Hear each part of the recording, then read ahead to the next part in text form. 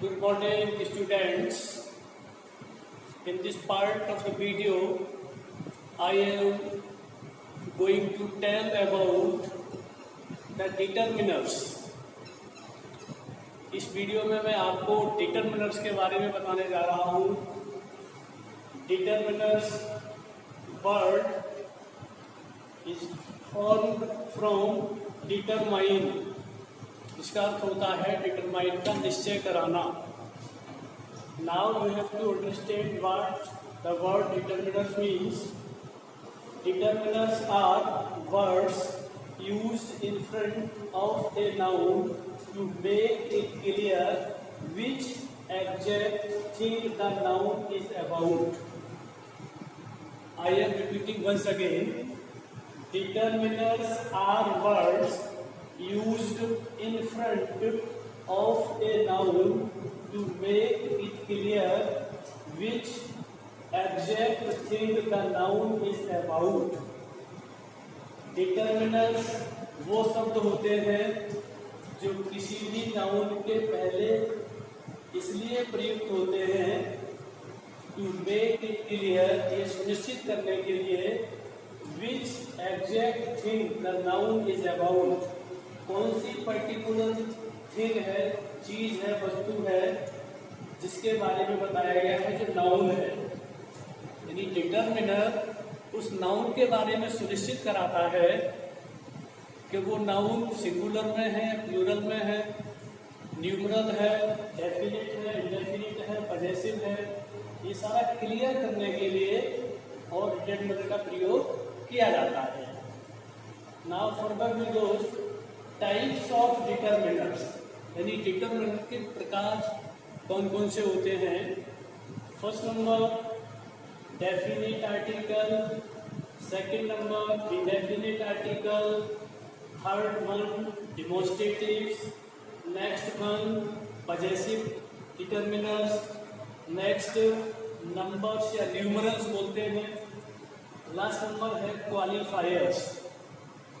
अब ये जो 6 टाइप्स बताए हैं, जब हम इन डिटरमिनर्स का प्रयोग करते हैं तो we have to understand very clearly. First of all I am going to tell about definite article. ये आपने शुरू से ही पढ़ा होगा. Articles are of 2 types. Number 1 definite article और सेकंड होता है indefinite article. This is clear with their names. Definite as you know निश्चित, इंडेफिनेट मीन्स अनिश्चित. तो अब ये दोनों ही इसमें बताए गए हैं. जैसे डेफिनेट आर्टिकल द होता है और द का प्रयोग आप कहाँ कहाँ करते हैं ये आपने शुरू से ही पढ़ा है यूज ऑफ आर्टिकल्स में.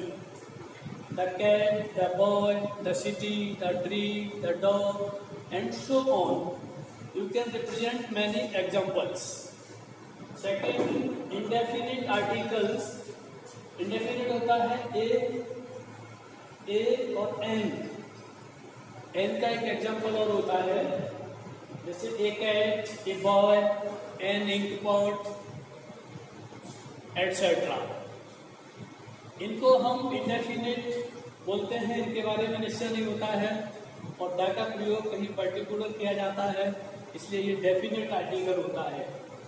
Next number demonstrative. इसको हम बोलते हैं संकेतवाचक. ये आपने पहले से ही पढ़े होंगे. This, that, these, those. These are in numbers. ये 4 होते हैं. That, this, these, those. इनका प्रयोग आप जानते होंगे. इसका प्रयोग कहाँ होता है, that का प्रयोग कहाँ होता है, these का प्रयोग कहाँ होता है, those का कहाँ होता है. This and that are used in singular nouns. जहाँ सिंगुलर नाउन्स होते हैं उनके साथ में हम दिस और दैट का प्रयोग करते हैं. And in plural nouns we have to use these and those. अब इन दोनों में अंतर होता है कि हम दैट का प्रयोग कहाँ करते हैं, दिस का प्रयोग कहाँ करते हैं, दीज का कहाँ करते हैं, दोज का. ये आपने एलिमेंट्री क्लासेस में ही पढ़ा होगा. This indicates for the near place and that is used for distant place. पास की एक वस्तु होती है ना, हम जिसका प्रयोग करते हैं दूर के लिए दैट। जैसे हम यह भी बोलते हैं, इसको वह बोलते हैं, दीजिए, और दोस्त को दूर की वस्तुओं के लिए। Next, possessive determiners. Possessive pronoun भी होते हैं जब इनका प्रयोग होता है नाउन के साथ में। अभी आपको मालूम होगा, इसमें हमने कुछ लिखे हैं, her, its, our, their, theirs, your, yours, his, my, mine. तो दीज आर पजेसिव डिटरमिनर्स, और ये आप जानते होंगे कि इनका प्रयोग नाउन्स के साथ किया जाता है। फॉर एग्जाम्पल, जैसे दिस इज हर फ्रॉक बोल सकते हैं,